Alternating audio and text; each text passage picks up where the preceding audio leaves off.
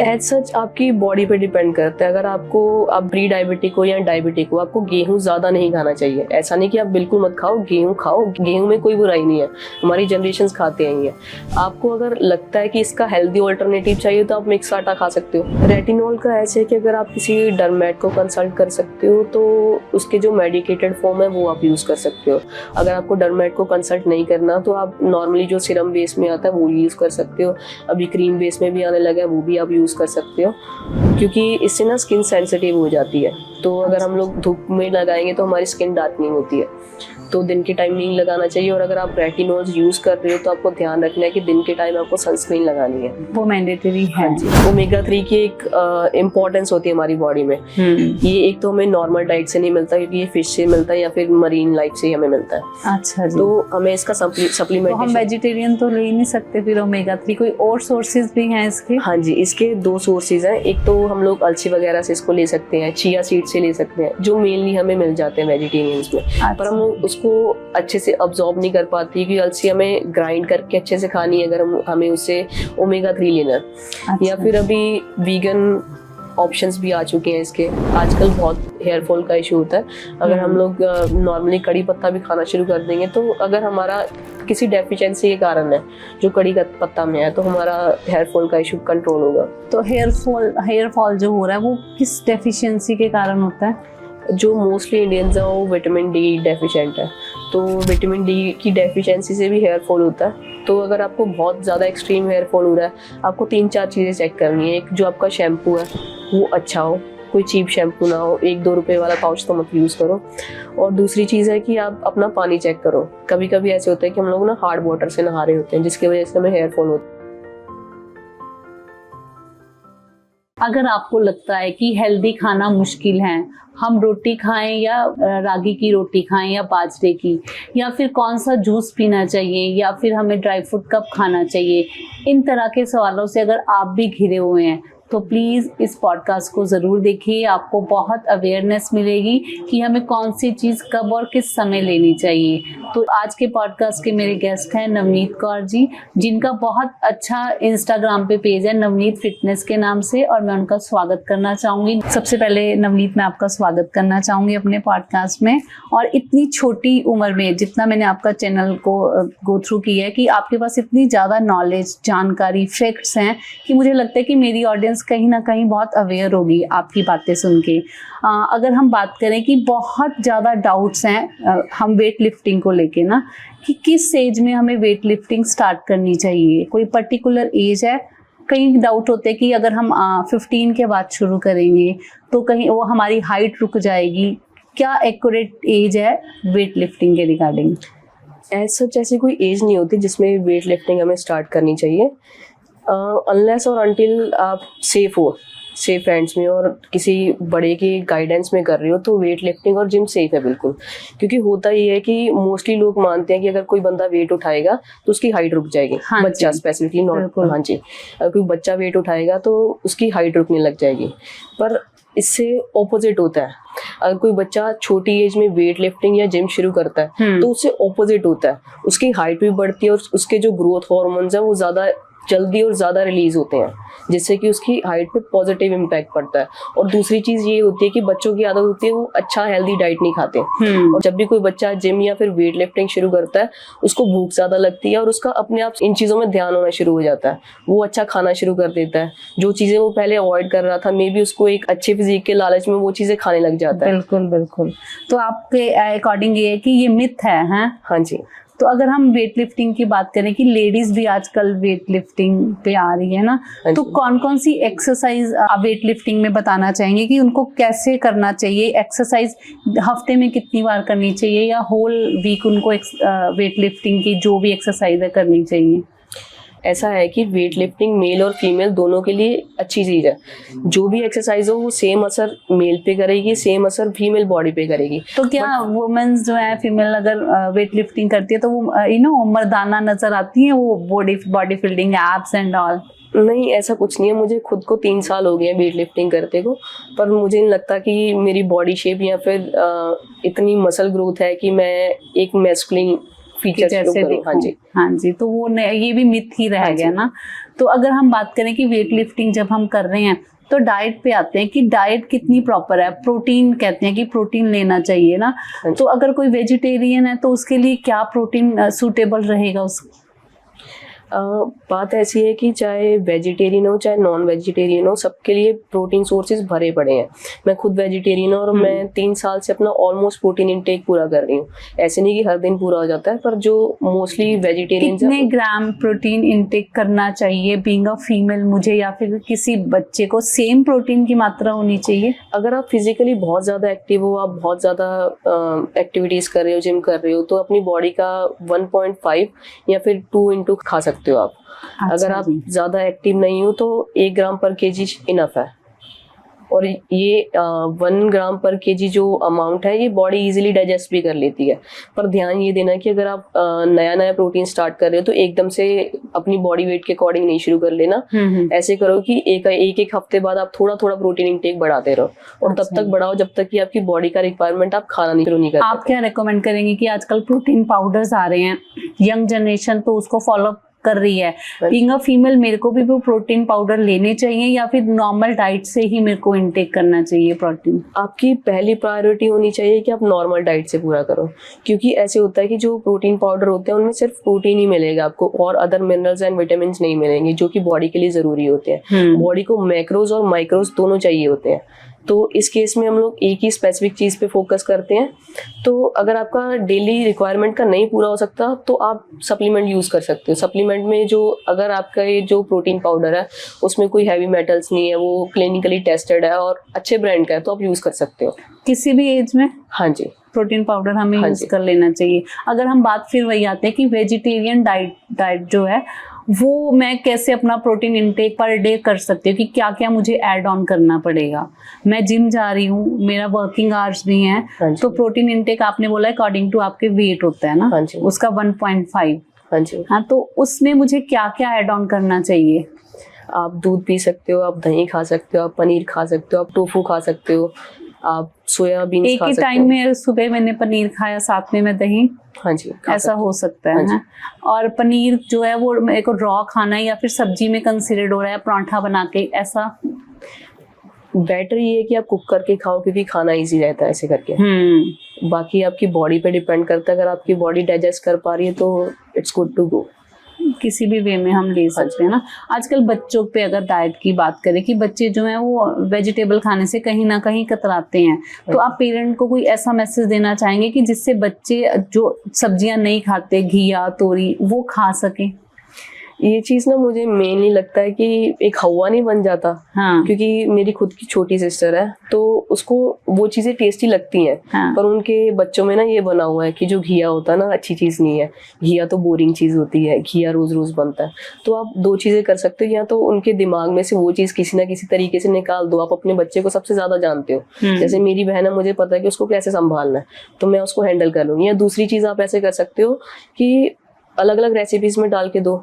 अगर उसको एक स्पेसिफिक चीज खाना पसंद नहीं, उसको ना बताओ और दूसरे खाने में डाल दो, क्योंकि हर चीज को बनाने के 10 तरीके मिल जाएंगे आपको। बिल्कुल। और 10 में से एक तरीका तो आपके बच्चे को पसंद आएगा नहीं। तो आप अपनी सिस्टर को कैसे मोटिवेट करते हैं कि अगर वो कह रही है घिया नहीं खानी है मैंने, तो आप कैसे उसको मोटिवेट करते हैं? हमारे घर में थोड़ा मतलब अच्छा सिस्टम है बाय गॉड्स ग्रेस, कि वो थोड़ी सी मेरे से ना मोटिवेट होती है। तो अगर कोई चीज़ मैं कर रही हूँ तो अगर उसके पेरेंट मतलब जो हमारे पेरेंट्स हैं, अगर वो बोलते हैं कि दीदी ये करती है, तो वो चीज़ कर लेती है। अगर मैं उसके सामने सब्जी खा रही हूँ तो वो खा लेती है। आपको पसंद है घिया? मुझे घिया भी पसंद है, मुझे टिंडे भी पसंद है, मुझे सब पसंद है। मतलब अगर उसमें मुझे पता है कि उसमें न्यूट्रिएंट्स है तो मैं उसको खा लेती हूँ। तो वो कहीं ना कहीं आपको फिर हेल्थ में फायदा देते हैं। हाँ जी। अगर हम बात करें कि डाइट में है, उसमें आता है कि आजकल बड़ा ट्रेंड है कि गेहूं मत खाओ, ये मिथ है? एज सच आपकी बॉडी पे डिपेंड करता है। अगर आप प्री डायबिटिक हो या डायबिटिक हो, आपको गेहूं ज्यादा नहीं खाना चाहिए। ऐसा नहीं कि आप बिल्कुल मत खाओ, गेहूं खाओ, गेहूं में कोई बुराई नहीं है, हमारी जनरेशन खाते हैं।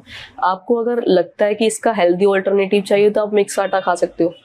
जैसे कि बाजरे का आटा, क्या बेनिफिट्स हैं हमें बाजरे के आटे के, या फिर बेसन का भी आटा हाँ जी। है, तो इनके क्या क्या बेनिफिट्स हमें को बता सकते हैं वन बाय वन? इनमें ऐसा होता है कि जो गेहूं का आटा होता है वो मोस्टली कार्बोहाइड्रेट्स होते हैं, उनमें कुछ एज सच विटामिन मिनरल्स नहीं मिल जाते। और जो दूसरे आटे होते हैं उनमें हमें फाइबर मिलता है और मोस्टली जो हमारे न्यूट्रिएंट्स है वो मिल जाते हैं उनमें से। तो कौन कौन से आटे हमें मिक्स करके खाने चाहिए? जैसे रागी का आटा है, उसके क्या बेनिफिट्स हैं?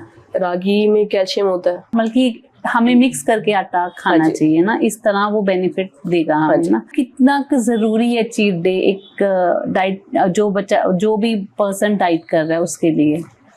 इसमें भी दो पर्सपेक्टिव है। जैसे अगर मैं प्रॉपर डाइट फॉलो कर रही हूँ, मैं प्रॉपर एक्सरसाइज कर रही हूँ, तो मुझे वो स्पेशल क्रेविंग्स नहीं होती। ये मेरी बॉडी का हिसाब है। पर जो चीट मील है ना, उसकी अपनी एक इम्पोर्टेंस होती है, क्योंकि कभी कभी ऐसे होता है कि हम सोचते हैं कि हमें ये स्पेसिफिक चीज़ नहीं खानी। अगर मुझे चॉकलेट पेस्ट्री खाने का मन हो रहा है तो मैं तो डाइटिंग पे हूँ, तो मैं इसको नहीं खाऊंगी। तो ये मैंने सोच लिया, फिर उसके चक्कर में 2-3 फ्रूट्स खा लूंगी, फिर भी मेरा मन कर रहा है कि मैं चॉकलेट की क्रेविंग पेस्ट्री तो होती है। हाँ। मुझे क्रेविंग उस स्पेसिफिक चीज की हो रही है, तो मैं फूड्स खा खा के अपनी बॉडी को कैलोरीज तो दे रही हूँ, हाँ। न्यूट्रिशन भी दे रही हूँ, पर वो जो हमारा गोल है कैलोरीज को मेंटेन रखने का, कैलोरीज को कम रखने का, वो वहां पे हट रहा है। और फिर बात ये होती है कि हम 3-4 फूड्स खा के फिर भी चलो ठीक है 1-2 बाइट पेस्ट्री की भी खा लेते हैं, मन कर रहा है। तो इससे अच्छा है कि अगर आपका मन कर रहा है तो आप थोड़ा सा पहले ही खा लो, कि आपका जो टेस्ट बड्स है वो भी सेटिस्फाई हो जाएंगे और आपकी क्रेविंग कम हो जाएंगी। अगर हम बात करें कि मैंने आपकी वीडियोस में देखा है कि आईब्रो में अगर पिंपल है तो लीवर के कारण है ना, फोरहेड पे पिंपल है वो आपका डाइजेस्टिव सिस्टम है, नोज पे हर्ट के कारण है। तो ये अलग अलग, इट मीन्स आपके पार्ट में कहीं प्रॉब्लम है कि इसलिए हो रहा है। तो यंग जनरेशन के तो मोस्टली फेस पे ही पिंपल्स होते हैं, आप उनको क्या एडवाइस देना चाहेंगे कि उनको डाइट लेनी चाहिए या फिर जो भी वो एक्सरसाइज या वेट लिफ्टिंग कर रहे हैं उससे उनको रिकवर हो जाएंगे? हाँ जी, जो मैंने उस वीडियो में बनाया वो एक प्रॉपर जो जैपनीज टेक्निक है उसके अकॉर्डिंग एक फेस मैपिंग होती है, तो उसके अकॉर्डिंग है। उसमें भी कुछ हद तक रियलिटी है कि अगर हमारे स्पेसिफिक पार्ट पे फेस के पिंपल है तो स्पेसिफिक ऑर्गन से वो लिंक्ड है।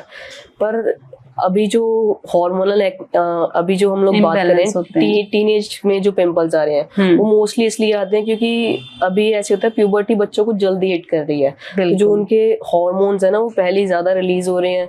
जैसे सबसे जो ज्यादा सेबेशियस ग्लैंड्स होते हैं, फेशियल जो ऑयल है वो ज्यादा सीक्रेट हो रहा है, जिसकी वजह से उनके पिंपल्स होते हैं, डस्ट ट्रैप होता रहता है। या फिर कभी कभी ऐसे होता है कि हमें बेसिक ये चीजें पता नहीं होती स्किन केयर की, हमें अगर हमारी स्किन ड्राई है तो हमें हल्का सा मॉइस्चराइज करना चाहिए, तो भी हमारे स्पेशियस ग्लैंड ज्यादा एक्टिव होते हैं। तो छोटी छोटी चीजें जिनकी वजह से बच्चों में पिंपल ज्यादा देखने मिलते हैं। कहीं ना कहीं हार्मोन चेंज भी इसका रोल है ना। अगर हम बात करें कि पिंपल्स हो रहे हैं तो हम डाइट अच्छी करके वो पिंपल्स से हम कर सकते हैं कि वो पिंपल्स ना हो? डाइट का फर्क पड़ता है फेस पे? डाइट का आई बिलीव कि 50-50% होता है। 50 नहीं कहेंगे, 80% डाइट ही होता है, क्योंकि अगर हम लोग अच्छा खाएंगे तो हमारी इंटरनल हेल्थ अच्छी होगी, इंटरनल हेल्थ अच्छी होगी तो वो हमारे फेस पे दिखेगा। तो कहीं ना कहीं हमें डाइट अपनी अच्छी रखनी चाहिए। बड़ा ट्रेंड है कि विटामिन सी है ना, सीरम लगा लो तो आपको पिगमेंटेशन नहीं दिखेगी, तो आपके रेकमेंड करेंगे कि विटामिन सी का हमें टैबलेट खा लेनी चाहिए या फिर सीरम लगा के हम अपनी पिगमेंटेशन को रिमूव कर सकते हैं? मैं अपना बताऊंगी। 3 साल से पहले तक मैंने कभी कोई स्किन केयर नहीं यूज करा था।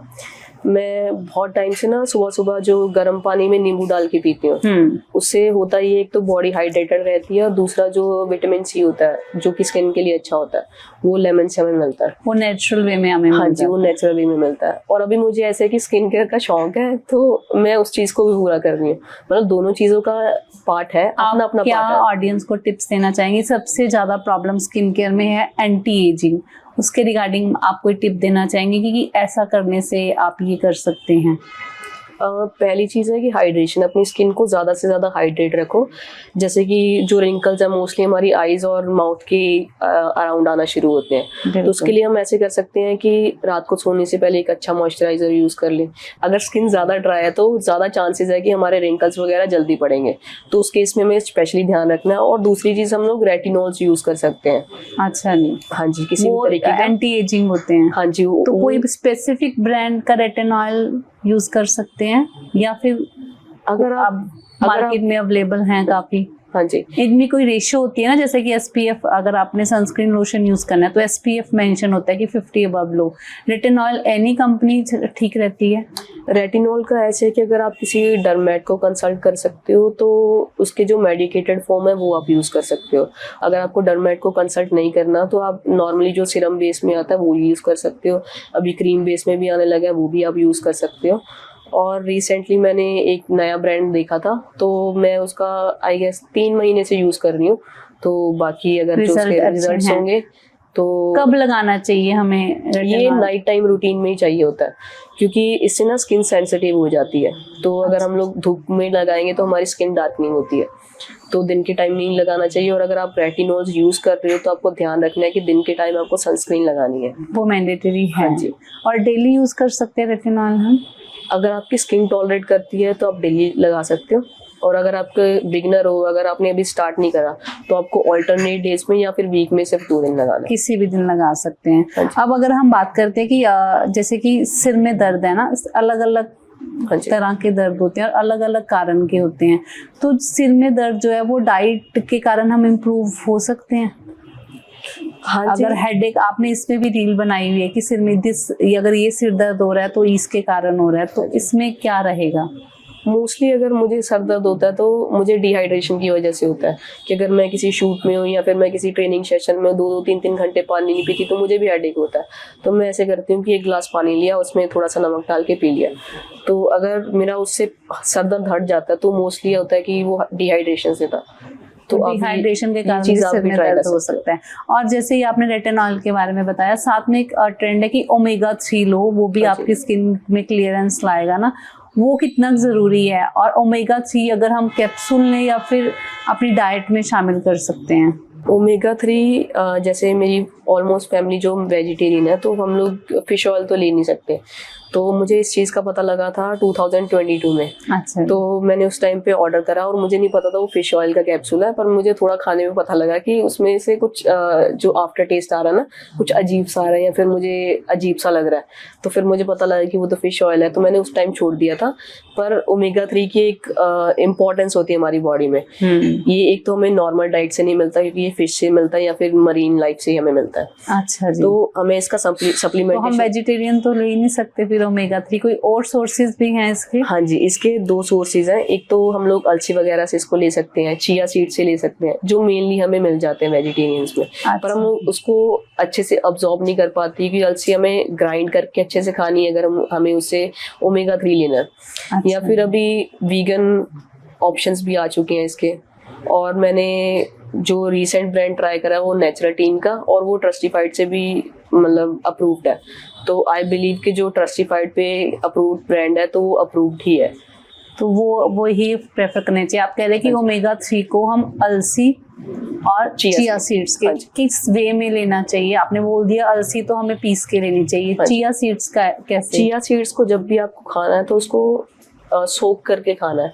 उसको कभी भी आपको ऐसे नहीं कि चिया सीड्स का 1 चम्मच भरा और मुंह में डाल दिया, कहीं ना कहीं वो आपको हार्मफुल होंगे, क्योंकि हाँ मैंने सुना है कि वो फूलते हैं, है ना? हाँ जी, हाँ जी। तो अगर पानी पिया उसके बाद तो कहीं ना कहीं वो आपकी बॉडी को हार्म करेंगे, अंदर जाके फूल जाएंगे, तो ब्रीदिंग की इश्यू आ सकते हैं। हाँ जी, आपको चोक कर सकते हैं उनको, अगर मतलब आप उसको ड्राई फॉर्म में खा रहे हो, चिया सीड्स को ना। हाँ और आजकल मिक्स सीड्स का तो बहुत ट्रेंड है ना, हाँ जी। कि सीड्स हमें अकेले अकेले खाने चाहिए कि पंपकिन सीड लो या फिर वाटरमेलन सीड, या मिक्स करके हम चीज खा सकते हैं ये सीड्स?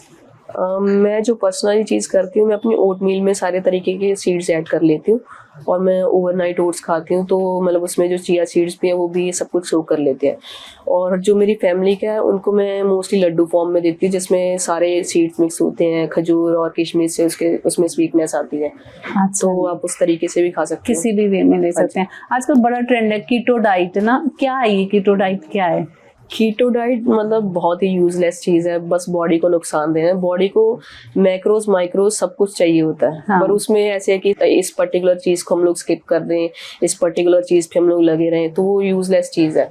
अगर कोई ऐसी चीज़ है जो हम लोग लाइफ टाइम सस्टेन कर सकते हैं तो वो हमारे लिए वर्दी है, नहीं तो सब बकवास है। Keto diet is for non vegetarian I think, है ना? उसमें चिकन ही देते हैं खाने को, ये ऐसा कुछ मिथ है कीटो डाइट का? वो होता है कार्निवोरस डाइट। अच्छा जी, हाँ जी, जिसमें जिसमें हम लोग प्रॉपर नॉनवेज खाते हैं। अगर हम बात करें कि खुलकर खाओ वजन घटाओ, ये भी आजकल टैगलाइन बनी हुई है कि खुलकर खाओ वजन घटाओ, is it possible according to you? हाँ जी, मतलब अगर हम लोग देखें कि वेट लॉस में क्या मैटर करता है, वेट लॉस में जो सबसे बड़ी चीज़ मैटर करती है वो है कैलोरीज। अगर हम लोग इतने फ्रूट्स खा रहे हैं उसमें कम कैलोरीज होंगी, अगर हम लोग इतना बर्गर खा रहे हैं उसमें ज़्यादा कैलोरीज होगी। तो हमें ये चीज़ देखनी है कि कैलोरीज किसमें ज्यादा कि है? हम लोग अपना जो डेली का कैलोरी इनटेक है वो कैलोरी डेफिशिएंट में ही रखें, जितनी हमारी बॉडी को रिक्वायरमेंट है उससे कम कैलोरीज खाएं। और जब तक आप कम कैलोरीज खाओगे आपकी बॉडी वेट लूज करेगी, ऑटोमेटिकली वो फर्क आएगा। अगर हम बात करें कि मैगी, मैंने आपकी वीडियो में देखा कि आपने बड़ा ओपन चैलेंज दिया है मैगी में, वो पिग का कुछ बताया है, तो मैगी सच में इतनी हार्मफुल है? अगर आप लिमिट में खाते हो और आपको कोई मेडिकल इशू नहीं है तो ठीक है, वंस इन अ वाइल ठीक है। पर अगर आपकी आदत है कि जैसे बच्चे होते हैं कि चलो घर स्कूल जाना है मैगी बना के ले जाते हैं, घर आए मैगी खा लेते हैं, कुछ ओकेजन है चलो मैगी खा लेते हैं, उस चीज़ में गलत है। और मैगी को भी आप हेल्दी बना सकते हो। मैगी में मोस्टली मैदा होता है और मैदा हमें बहुत जल्दी डाइजेस्ट होता है। उसमें सिर्फ एक ही दिक्कत होती है कि वो हमें बहुत ज़्यादा जल्दी डाइजेस्ट हो जाता है। और जो हमारा ब्लड शुगर मैदा लेवल है डाइजेस्ट होता है जल्दी कि नहीं होता? वो ज़्यादा जल्दी डाइजेस्ट होता है और जो हमारा ग्लाइकेमिक इंडेक्स होता है ना उसको बहुत स्पाइक करता है। तो उस चीज़ को हमें रोकने के लिए हम उसमें प्रोटीन और फाइबर ऐड कर सकते हैं, वेजीज ऐड कर दो और सोया चंक्स, पनीर कुछ भी ऐड कर दो आप, तो वो आपको कहीं ना कहीं बेनिफिट होगा। बेनिफिट नहीं होगा पर नुकसान भी नहीं होगा। अच्छा, दोनों ही रहेंगे ना। तो रात को मैगी खाना ठीक है? अगर वो आपके कैलोरी इनटेक के हिसाब से सही है तो वो सही है, तो हम खा सकते हैं ना। सप्लीमेंट पे आते हैं कि हम आजकल बड़ा ट्रेंड है कि सप्लीमेंट अवेलेबल है मार्केट में। आपको क्या लगता है कि सप्लीमेंट कहीं ना कहीं हमें फ़ायदा देते हैं कि हमें अपनी नेचुरल डाइट से ही खाना चाहिए? पहली प्रेफरेंस होनी चाहिए कि हम जो नेचुरल डाइट है उससे खाएं। अगर उससे कुछ नहीं पूरा हो रहा तो हम उसका सप्लीमेंट यूज़ कर सकते हैं। क्या क्या रेकमेंड करोगे कोई सप्लीमेंट? अगर डेफिशिएंसी मेरे में किस कैल्शियम की डेफिशिएंसी है तो प्रॉपर टैबलेट लेनी चाहिए। और जो मेन ऑडियंस को प्रॉब्लम आती है कि किस समय क्या लेना चाहिए, हाँ जी, कि कैल्शियम आफ्टर मील लेना चाहिए, तो वो कैसे आप बताएंगे? ऐसे होता है कि सबसे बढ़िया तरीका अपने बॉडी में डेफिशिएंसीज जानने का एक ब्लड टेस्ट करवाओ। उसमें सारा आपका आ जाएगा कि आप में ये चीज़ इतनी है, उस अकॉर्डिंग आप सप्लीमेंटेशन यूज़ कर सकते हो। जैसे मोस्टली इंडियंस उनमें विटामिन B12 और विटामिन D की डेफिशिएंसी होती है, उसके लिए आप विटामिन D के शैशे आते हैं वो ले सकते हैं जो वीकली बेसिस पे होते हैं, या फिर टैबलेट होती है जो आप डेली बेसिस पे भी खा सकते हो। विटामिन डी, हाँ जी, अगर स्पेसिफिकली आपको विटामिन D खाना है उसके साथ आप K2 भी खा सकते हो, उसकी एब्जॉर्प्शन बेटर होगी आपको। कौन से टाइम हमें विटामिन डी आफ्टर मील लेना चाहिए? After meal. और जो विटामिन D एक फैट सॉल्युबल विटामिन होता है, तो जब भी आप कोई हैवी मील ले रहे हो उसमें फैट्स ज़्यादा है, फैट्स बोले तो घी हो गया या फिर मलाई होगी या फिर कोई भी तरीके का ऑयल हो गया। अगर डाइट में वो चीज़ है तो आप अगर मील में स्पेसिफिकली ये चीज़ें हैं तो आप उसके बाद खा सकते हो, ले सकते हैं हाँ हम ना। तो सप्लीमेंट हमें लेने चाहिए कहीं ना। अगर हम बात करें कि जो चाइल्ड इम्यूनिटी बूस्टर्स कोई फूड ऐसे हैं, आजकल बच्चों की इम्यूनिटी बहुत ही लो है। आपने देखा होगा कि बच्चे जो हैं थोड़ी सी बारिश हुई बीमार, तो कोई ऐसे ऑडियंस को आप सजेस्ट करना चाहेंगे कि ये फूड्स हैं जिससे इम्यूनिटी जो है बूस्ट की जा सकती है? इसमें दो चीज़ें हैं, एक तो डाइट में हम चेंज ला सकते हैं और दूसरा उनका लाइफस्टाइल। अभी बच्चा स्कूल में जाता है तो उसका जो प्रॉपर सेटअप होता है, एसी में बैठा हुआ है और आगे स्क्रीन लगा हुआ उसी पे पढ़ रहा है, उसमें सिर्फ उसका ब्रेन काम आ रहा है, उसकी बॉडी का कोई यूज़ नहीं है। उसने दिन में कुछ नहीं यूज़ करा, फिर उसकी आदत होती है घर पे आया फ़ोन पे बैठ गया, लैपटॉप पे बैठ गया, बस सारा दिन ऐसे निकल गया, तो बॉडी में मूवमेंट नहीं हो रही, तो बॉडी में कैपेसिटी नहीं होगी खाने को डाइजेस्ट करने की। तो अगर वो खाएगा भी उस टाइम पे उसको वो यूज़ में नहीं होगा। और दूसरी चीज़ होगी कि उसको एक्टिव करो और उसके खाने में चेंजेस करो, उसको विटामिन C वाली चीज़ें दो, नींबू हो गया, ऑरेंज होगा, आंवला कैंडीज दे सकते हो आप, जो उनकी इम्यूनिटी को बढ़ाएंगे। बल्कि आपका कहने का कि बच्चे को कोई ना कोई स्पोर्ट गेम में कहीं बिजी रखो, कोई एक्टिविटी ऐसी करो कि जिससे शरीर की हलचल हो। हाँ जी, मूवमेंट भी जरूरी है और खाना भी जरूरी है, और विटामिन C भी जरूरी है। हाँ जी, वो डाइट में आ गया। अगर हम बात करें ड्राई फ्रूट्स को लेके भी बहुत मिथ हैं लोगों के कि ड्राई फ्रूट्स कब खाना चाहिए, सुबह के टाइम, शाम के टाइम या रात के टाइम, कौन सा सही टाइम है ड्राई फ्रूट को खाने का? जब भी आपका मन करे आप उनको खा सकते हो, ऐसा सच कोई टाइम टाइम नहीं होता कि हमें स्पेसिफिक टाइम पे ड्राई फ्रूट्स खाने चाहिए। और जो ड्राई फ्रूट्स में चीज़ें होती हैं वो हम लोग सीड्स में भी होती हैं, पीनट्स में भी होती हैं। अगर आपका बजट है ड्राई फ्रूट्स का तो आप ड्राई फ्रूट्स खाओ, आपके टेस्ट को सूट करते तो आप खाओ, नहीं तो आप दूसरी चीज़ें खा सकते हो। बजट की बात करते हैं कि डाइटिंग जो है एक महंगा प्रोसेस है, कोई ऐसे ऑप्शंस है कि आप इसकी जगह ये खा सकते हैं, आप ऐसा कुछ बता सकते हैं?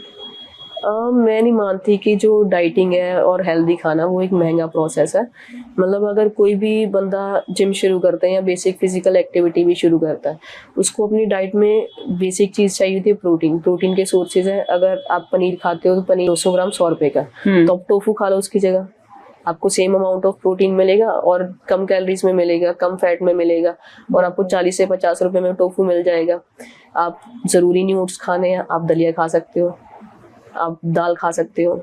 दाल में बहुत ज़्यादा प्रोटीन नहीं है पर कुछ तो है। मतलब अगर हम लोग नेचुरल सोर्स से चीज़ पूरी कर सकते हैं तो हम सप्लीमेंट नेचुरल सोर्सेज लेने चाहिए ना। और मैं थोड़ा सा आपके साथ एक रैपिड फायर भी करना चाहूंगी कि आपने चूज करना है कि विच वन इज बेस्ट ना। लाइक कोका कोला और फ्रेश फ्रूट जूस, इनमें से क्या हमें खाना चाहिए? कोका कोला पीनी चाहिए या फ्रेश फ्रूट जूस लेना चाहिए? Diet Coke. Diet Coke. आप दोनों में कुछ नहीं रिकमेंड करेंगे? नहीं। और राइस और रोटी? इसमें ऐसा है कि अगर राइस और रोटी में क्या ही होता है, दोनों सेम ही चीज़ है। दोनों नहीं, फिर भी कुछ होता है ना कि राइस, अक्सर ये मिथ है कि राइस खाने से मोटा होते हैं, तो ये कार्बोहाइड्रेट उसमें कुछ ज्यादा है, तो ये मिथ है कि सच बात है कि राइस खाने से मोटे होते हैं? नहीं, ऐसा कुछ नहीं है। अगर आप बहुत ज्यादा क्वांटिटी में रोटी खाओगे तो भी आप मोटे होगे। तो अगर आपको राइस पसंद है तो आप राइस खाओ, अगर आपको रोटी पसंद है आप रोटी खाओ। बस आपको अपनी कैलोरीज का ध्यान देना है। किसी स्पेसिफिक फूड से हम लोग मोटे नहीं होते, ना ही पतले होते हैं। मतलब अब कैलोरीज, वही कैलोरीज इसमें कम और ज्यादा, ध्यान देना चाहिए। बनाना इन अ ब्रेकफास्ट और at a night? Breakfast. Tea और green tea? I prefer green tea, बाकी चाय भी बुरी नहीं है। सॉरी, तो चाय के साइड इफेक्ट तो कहीं ना कहीं है, गैस्ट्रिक होती है, सो काफी इश्यूज अपने हैं। आप में उसमें कोई ज्यादा इश्यूज नहीं होते अनलेस और अनटिल आप फ्रेश पी रहे हो, तो उसमें कोई इश्यूज नहीं है, और थोड़ी क्वांटिटी में पी रहे हो। अगर मैं चाय पे फिर मैं स्टक होती हूँ कि ऑफिसेज में जो बैठे होते हैं लोग, वो अक्सर क्या करते हैं कि चाय मंगवा ली, कॉफी मंगवा ली, वो कहीं ना कहीं साइड इफेक्ट देते हैं उनको। अगर वो मतलब पुरानी बनी हुई चाय को, जैसे टपरी की चाय होती है, एक बारी बनती है, उसको बारी बारी उबाला दे के पीते रहते हैं, तो उससे होता ये है कि उसके अंदर ना टैनिन होते हैं, जो जब भी उबालते हैं ना, उसकी जो टैनिन की कॉन्सेंट्रेशन है वो ज़्यादा होती रहती है। तो टैनिन एसिडिक होता है नेचर में, तो चाय ज़्यादा एसिडिक हो जाती है, तो जिससे कि जो बैठे बैठे हमें ना एसिडिटी के इश्यूज आने लग जाते हैं। जैसे कोई सेम बंदा बारी बारी ऑफिस में चाय पी रहा है तो उसको उससे एसिडिटी होगी। अगर वो सेम बंदा बारी बारी घर पे चाय पिएगा बना के तो उसको एसिडिटी नहीं होगी। आप कह रहे हैं कि फ्रेश चाय एसिडिटी नहीं करती है, और बार बार जो कड़ रही है चाय वो एसिडिटी क्रिएट करती है। और चीट मील में पिज़्ज़ा खाना चाहिए या बर्गर? मुझे पिज़्ज़ा पसंद है तो मैं कम क्वांटिटी में पिज़्ज़ा खाऊंगी। और कोकोनट वाटर और लेमन वाटर? कोई भी प्रेफर कर सकते हैं। मुझे लेमन वाटर पसंद है तो लेमन वाटर। बॉइल्ड एग और ऑमलेट? अगर आप कम कैलोरीज में खाना चाह रहे हो तो बॉइल्ड एग, और अगर आपको ऑमलेट पसंद है तो ऑमलेट। हमें बॉइल्ड एग का जो येलो पार्ट है वो खाना चाहिए कि नहीं खाना चाहिए? अगर आप लिमिट में अंडे खा रहे हो तो आप उसका सारा होल एग खा सकते हो। कितने लिमिट क्या है एग्स की? Limit person to person depend करते हैं। कुछ लोग होते हैं 50 अंडे भी हजम कर लेते हैं, और कुछ लोग होते हैं उनसे 2 अंडे भी हजम नहीं होते। तो आपकी कैपेसिटी है कि आपकी बॉडी कितना खा पा रही है। अगर 2 एग्स हैं तो हम येलो पार्ट उसका खा सकते हैं? नहीं, स्पेसिफिक 2 एग्स का मैटर नहीं है। मैंने एक एग्जांपल दिया है कि जैसे बहुत बड़े जो प्रो बॉडी बिल्डर्स होते हैं वो बहुत खाते हैं क्योंकि उनकी कैलोरीज में वो चीज़ आ रही है, और जो नॉर्मल बंदा है उसका अगर 2 एग्स आ रहे हैं तो वो 2 एग्स ही खा पाता है, डाइजेस्ट कर पाता है, तो उसमें हम येलो पार्ट उनका खा सकते हैं ना। तो नेक्स्ट मैं आपसे पूछना चाहूंगी कि स्ट्रीट फूड जो है वो खाना चाहिए कि नहीं, उसके नुकसान हैं? अगर आप डेली खा रहे हो तो नुकसान है। अगर आप एज अ चीट मील और कभी कभार थोड़ी क्वांटिटी में खा रहे हो तो आप खा सकते हो। वो स्ट्रीट फूड कहीं ना कहीं नुकसान तो देता ही है ना? हाँ जी, वो देता है, क्योंकि जो स्ट्रीट फूड है मोस्टली उसमें कॉस्ट कटिंग होती है। और कॉस्ट कटिंग कैसे होगी? जो चीज़ें हैं वो सेम रिपीट करे जाएंगे। जैसे ऑयल है, सेम ऑयल को बारी बारी उबाले जाएंगे, तो उस चीज़ में तो ऑब्वियसली हार्मफुल है। पर अगर आप देखा जाए तो मतलब वंस इन अ वाइल बुरा नहीं है। और आंवले के क्या क्या फायदे हैं? आंवले के बहुत फायदे हैं। जो मेन आपने बात करी थी बच्चों को, अगर बच्चों को आप देते तो उनकी इम्यूनिटी, मतलब अगर आप डेली एक आंवला खा रहे हो तो आपको किसी चीज़ की ज़रूरत नहीं है, आपकी वैसी इम्यूनिटी बहुत अच्छी रहेगी। एक आंवला इनफ है ना। हाँ जी। सेम एज इट इज कड़ी पत्ते का जो यूज है वो हम खाने में आजकल करने लगे हैं। क्या कड़ी पत्ता हमें फायदा देता है? हाँ जी, देता है। क्या? मतलब आजकल बहुत हेयर फॉल का इशू होता है। अगर हम लोग नॉर्मली कड़ी पत्ता भी खाना शुरू कर देंगे तो अगर हमारा किसी डेफिशिएंसी के कारण है जो कड़ी का पत्ता में है तो हमारा हेयर फॉल का इशू कंट्रोल होगा। तो हेयर फॉल जो हो रहा है वो किस डेफिशिएंसी के कारण होता है? जो मोस्टली इंडियंस हैं वो विटामिन डी डेफिशिएंट है, तो विटामिन डी की डेफिशिएंसी से भी हेयर फॉल होता है। तो अगर आपको बहुत ज़्यादा एक्सट्रीम हेयर फॉल हो रहा है, आपको 3-4 चीज़ें चेक करनी है। एक, जो आपका शैम्पू है वो अच्छा हो, कोई चीप शैम्पू ना हो, 1-2 रुपए वाला पाउच तो मत यूज़ करो। और दूसरी चीज़ है कि आप अपना पानी चेक करो। कभी कभी ऐसे होता है कि हम लोग ना हार्ड वाटर से नहा रहे होते हैं जिसकी वजह से हमें हेयर फॉल होता है। उसमें केमिकल्स होते हैं हार्ड वाटर में? हाँ जी, मतलब जैसे दिल्ली की बात करें तो दिल्ली में कुछ जगहों पर पानी नहीं आता तो वहाँ पे टंकर आते हैं, तो टंकर ऑब्वियसली वैसा पानी नहीं होगा, तो आरओ के पानी से आप नहा सकते हो। या फिर एक टूल आता है जिससे सॉफ्ट वाटर बनाने वाला, मतलब वो आपके शावर पे लग जाएगा और उसमें से हार्ड वाटर को वो सॉफ्ट वाटर करके भेजेगा, तो उससे नहाओगे तो आपका अगर उससे हेयर फॉल कंट्रोल हो रहा है वो भी बड़ी चीज़ है। या फिर आप तीसरी चीज़ अपने ब्लड टेस्ट करवा सकते हो, अगर कोई आपकी डेफिशिएंसी है उसकी वजह से हो रहा है तो आप उसके अकॉर्डिंग सप्लीमेंट्स यूज़ कर सकते हो। तो एक आजकल आपने देखा कि बॉडी में ना नीले निशान पड़े थे, इट्स लाइक अ नील ना, क्या वो सम टाइम हमें लगता है कि चोट लगी, चलते फिरते कुछ लगा तो लगे, वो किसी डेफिशिएंसी के कारण होते हैं नीले निशान? अगर बहुत ज़्यादा हो रहे हैं तो it can be A deficiency. अगर मतलब ठीक है 1 हफ्ते 2 हफ्ते 3 हफ्ते में दिख रहा है तो कोई ज़्यादा दिक्कत वाली बात नहीं है। बट ऐसे है कि कोई भी अगर बॉडी सिग्नल दे रही है उसे हमें इग्नोर नहीं करना। तो कहीं फिर इसका क्या रहेगा कि हमें कहीं ना कहीं एडवाइस लेनी चाहिए नीले निशान? हाँ जी, डेफिशिएंसी का। अगर आपको कोई भी बॉडी में डाउट लग रहा है या तो आप किसी हेल्थ प्रोफेशनल से पूछ सकते हो, नहीं तो आजकल हमारे पास चैट जीपीटी है, इंटरनेट हाँ। है, सब सोर्सेज है हमारे पास। तो मैं ये नहीं कहती कि हर चीज़ को पढ़ के उस पर एक्ट कर लो, पर हमें पता होना चाहिए कि हमारी बॉडी में चल क्या रहा है।